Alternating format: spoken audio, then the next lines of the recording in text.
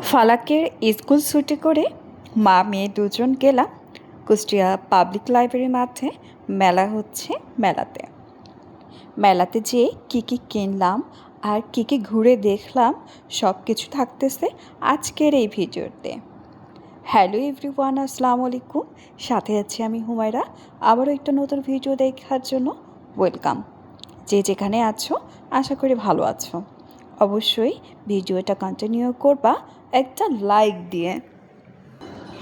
বর্তমানে ওয়েদার যা যাচ্ছে, এই রোদ্দুর এই বৃষ্টি, তবে আজ কয়দিন প্রচুর গরম পড়েছে। আমি চলে গেছি ফালাককে নেওয়ার জন্য। স্কুল ছুটি হয়ে গেছে, তো যে দেখতেছি সে খেলা করতেছে। এত পরিমাণে গরম, মেয়েটা আমার তো ঘেমে অস্থির হয়ে গেছে। আর বাচ্চাদের যে গরম লাগলে চুপচাপ বসে থাকবে সেটা তো করবেই না। অনেক গার্ডিয়ানরা তাদের বাচ্চাদেরকে নিয়ে গেছে, আর যারা এখনও আসি নাই বেশ কয়েকজন ওর ফ্রেন্ডরা খেলা করছিল। তো আমারও যেতে আজকে একটু দেরি হয়ে গেছে। তো আমি ওকে বলছিলাম, বাবু চলো চলে যায়, চলো চলে যায়। ও তো যাবে না, ও আরও খেলা করবে। তো আমি বলছিলাম, বাবু প্রচুর গরম পড়তেছে, চলো চলে যায়, চলো। যাই হোক, শেষমেশ রাজি করাতে পেরেছি। আর এই তো এত যে গরম, তারপরেও যে ঝাপাঝাপি কম না। তারপরে তাকে বলেছি, আচ্ছা ঠিক আছে চলো, আমি বাইরে একটু কেনাকাটা করব, যেহেতু এতক্ষণ সময় তুমি খেলা করলে হবে না। তারপর সে রাজি হয়েছে, আমরা এই তো বের হয়ে যাব। স্কুলে দিয়ে আসার ব্যাপারটা থাকে, সকালবেলা প্রতিদিন আমি দিয়ে আসি। আর নিতে আসার সময় ফালাকের বাবা যেদিন ব্যস্ত থাকে সেদিন আসতে পারে না। আম, আর যেদিন ব্যস্ত থাকে না, বাসাতেই থাকে, সেদিন ও হচ্ছে স্কুল থেকে নিয়ে আসে। আর স্কুল ক্যাম্পাসের ভেতরে খুব সুন্দর একটা এরিয়া, এর ভেতরে সুন্দর একটা পুকুর আছে, আর পুকুরেও কিন্তু অনেক সুন্দর সুন্দর মাছ আছে। তো তোমরা কতটুকু দেখতে পাচ্ছ কিনা জানি না। তো মাছগুলো খুবই সুন্দর লাগে মাঝে মধ্যে, যখন সকালের দিকে ওকে আমি স্কুলে রেখে যাওয়ার পথে আবার দেখি। আবার অনেকেই করে কি, যে বাসা থেকে মুড়ি নিয়ে এসে মাছদেরকে দেয়, মাছটা খুব সুন্দর করে তখন খায়। আর আমি এই তো ওর হাতে ফ্যান দিয়ে দিয়েছে আর টিস্যুটা দিয়ে বললাম, ভালোভাবে একটু মুছে নাও। একেবারে অবস্থা, মেয়েটার মুখের দিকে তাকানো যাচ্ছে না। তারপরেই তো আমরা কিছুটা পথ ওর স্কুল থেকে, খুব যে বেশি সময় লাগে তা না, অটো ধরে আমরা চলে গেছি কুষ্টিয়া পাবলিক লাইব্রেরি মাঠে। আম, এখানে যে দেখতেছি যে মেলা হচ্ছে, বেশ কিছুদিন ধরেই মেলা হচ্ছে। তো এখানে বেশ কিছু দেখলাম যে থ্রি পিসগুলো অফারে দিচ্ছে, কিন্তু যেগুলো অফারে দিচ্ছে ভালো লাগলো না। আর এই তো এগুলো কি বেতের না কি, সেটা আমি অবশ্য জানি না।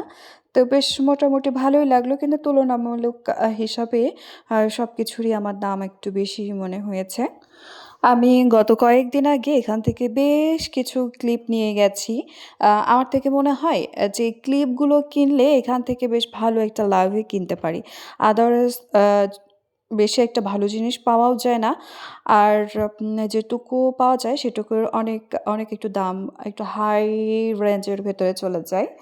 তো আমরা সব কয়টা স্টল একটু ঘুরে ঘুরে দেখছিলাম।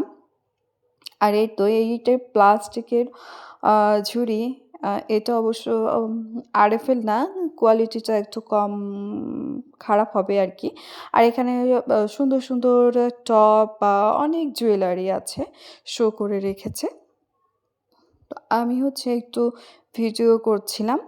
তো আমাকে বলছিল যে দোকানদার, ভাই আপু কিছু নিয়ে যান। আমি বলেছি যে ভাই আপনার কাছ থেকেই আমি অনেক কিছু নিয়ে গেছি, এখন আর নিচ্ছি না। তো আমাকে তখন বললো যে সামনে থেকে নিয়েছেন আপু, ভেতর থেকে তো আর নেন নাই, ভেতরে আসুন। তো ফালাক ছুটে চলে গেল। আর এখানে একটা নেল পালিশ, হ্যাঁ, নেল পালিশ বলতে এটা নেলে চারাতে একটা ঘষে দিল কি একটা ম্যাজিকের মতো। তো ওইটা দেখাচ্ছিল, আমার কাছ থেকে ততটাও ভালো লাগে নাই। বললাম যে না ভাই, এখন আপাতত কিছু নিচ্ছি না আমি। আর এদিকে আরেকটা স্টল ছিল, এটা বাচ্চাদের একটা ফিক্সড রেট।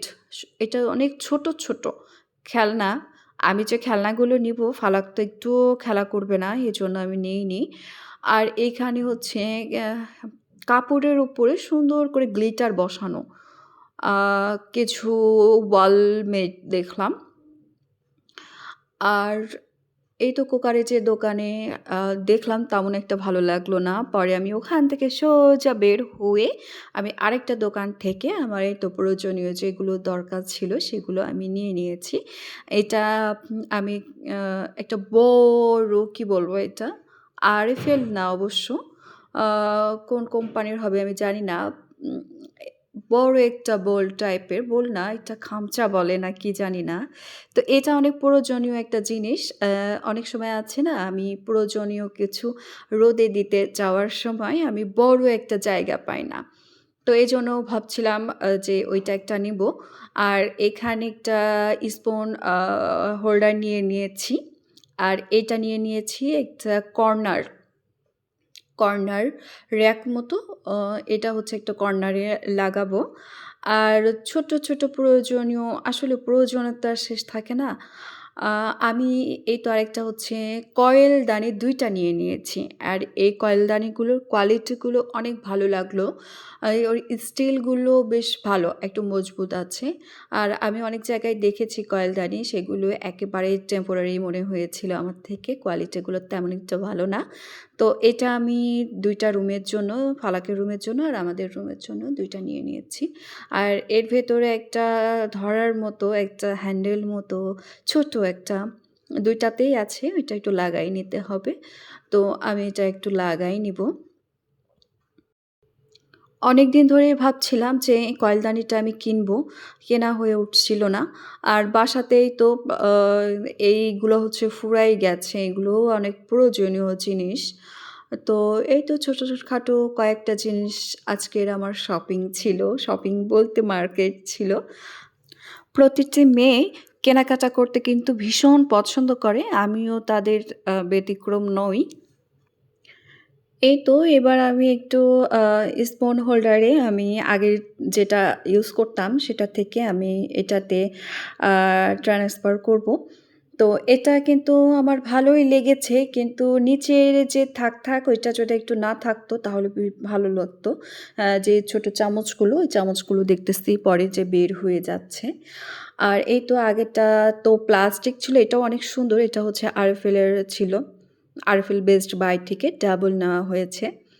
তো এটাতে রেখে দিচ্ছি। এটার এসএস বলল আ এই এসএস এর কোয়ালিটিগুলো আমার ভালো লাগলো।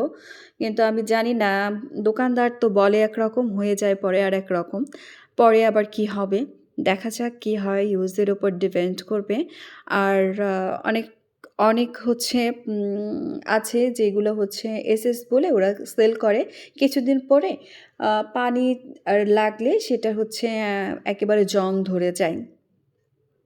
দেখা যাক কি হয়, ইউজের উপর ডিপেন্ড করবে। কদিন আগে আমি একটা কিনেছি হচ্ছে ডিশ র‍্যাক।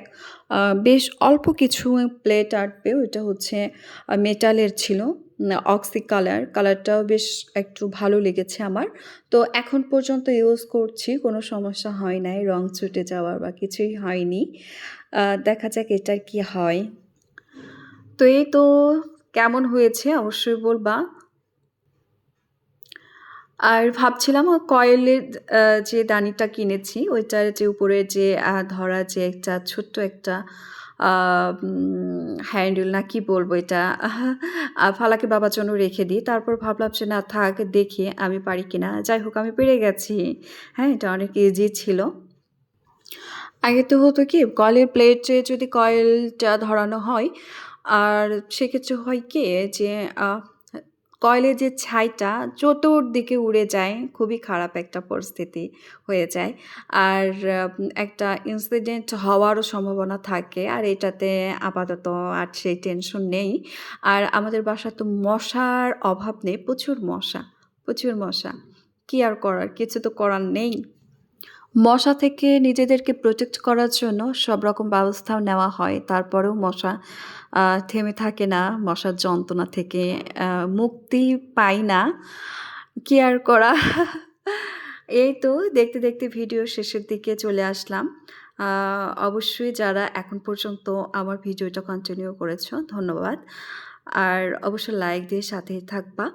আর অবশ্যই সবাই ফ্যামিলি অ্যান্ড ফ্রেন্ডের সাথে শেয়ার করতে পারো। এই তো কথা বলতে, বলতে আমারও কাজের শেষের দিকে আমি চলে আসছি। সবাই ভালো থেকো, সুস্থ থেকো। ইনশাআল্লাহ পরবর্তী ভিডিওতে আবারও কথা হবে। সবাইকে আল্লাহ হাফেজ, সবাইকে আসসালামু আলাইকুম।